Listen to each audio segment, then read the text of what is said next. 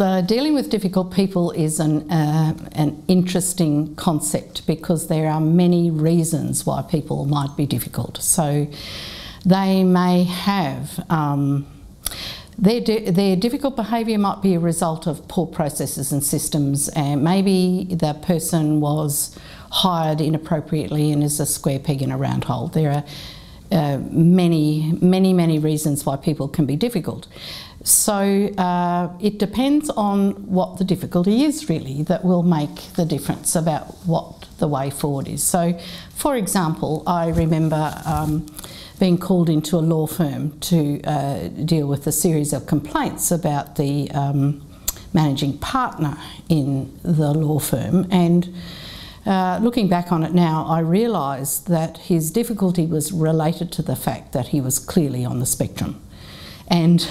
And so he wasn't evil personified, he just had a particular quirk around his social skills, which means that instead of firing him, which was pretty impossible given that he owned the company, but really both coaching him to learn how to interact more appropriately with staff, but also helping staff to understand where his head was at. So that's sort of one example of a difficult person. There are other sorts of difficulties that may remain undiagnosed, like depression or bipolar disorder, or the problems that come with alcoholism. But there are also, and that sort of stuff really needs to be dealt with through the issues of accountability. So. That's something we tend to shy away from, I think, in workplaces amongst adults. Very hard to hold each other accountable when something like that goes wrong.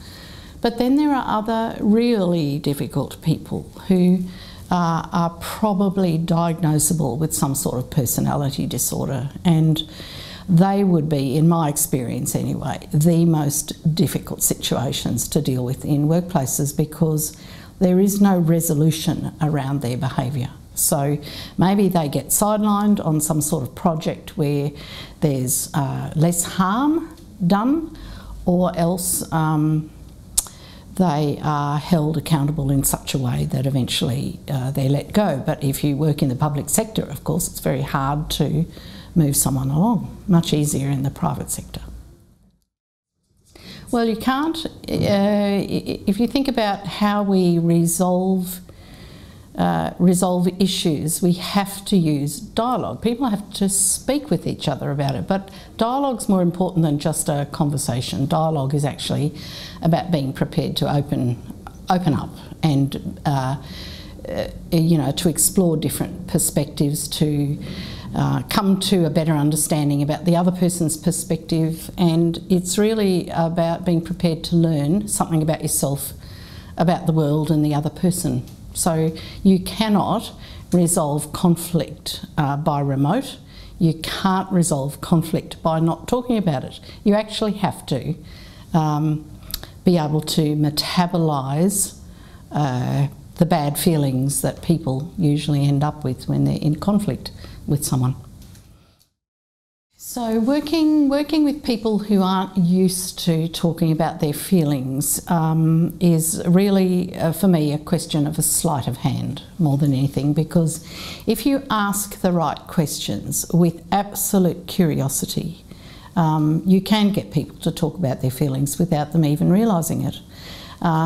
But proper resolution, that is penetrating the barrier between two people, actually only comes when there is some sort of expression of vulnerability. So that might be, I've been thinking about the fact that I might need to resign because I'm feeling like a complete failure, or I feel totally responsible for what's happened here and I'm gutted by it, or I'm not sleeping so well at night. So it's the expression of the stress and the shame and the anger and the fear that helps build connection between people, because once we disconnect, then the barriers come up and I'm not I'm more self-absorbed in my bad stuff rather than interested to know what's going on for you.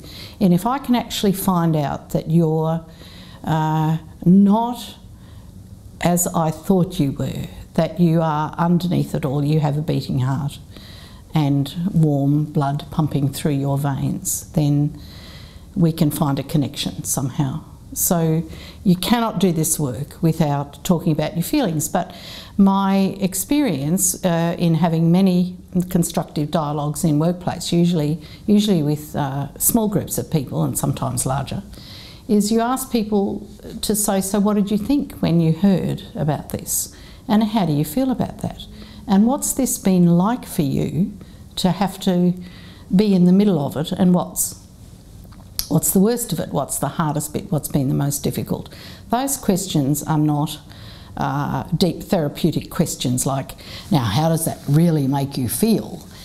But simply the questions that come from curiosity. And people find them incredibly easy to answer, particularly if prior to the actual dialogue, whoever's the person responsible for facilitating that has done the preparation with each person and heard from them what their answers are going to be during the dialogue, so that as a facilitator or conflict resolver, I'm not actually surprised by anything that I hear. The leadership position around creating productive and constructive dialogue in workplaces really has to start with the preventative end of things. So that means rule one for me is creating a workplace where people check in with each other on a regular basis to see how you're going. So, for example, at the beginning of a week, if you headed up a team, you would not start the work of the team until you checked in. And the check-in is simply, how's your day been so far? What's on your plate this week? What support do you need?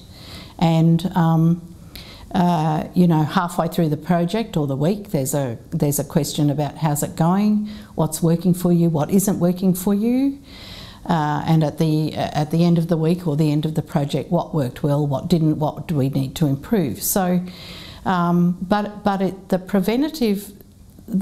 real answer to the preventative angle of this is to create an emotionally safe workplace, so that people feel okay about talking about stuff without turning it into what I would call an emotional vomit. We don't need that, but we do need healthy, and healthy means robust. That means we can have difficult conversations without the wheels falling off.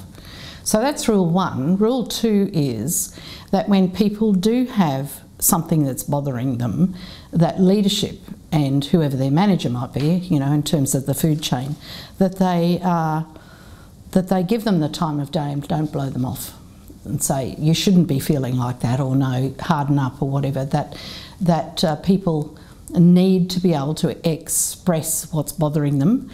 The third rule is having some sort of declaration about what the culture of how we do things around here, and that is, these are what we want and this is what we don't want. So discouraging the behaviour that harms relationships.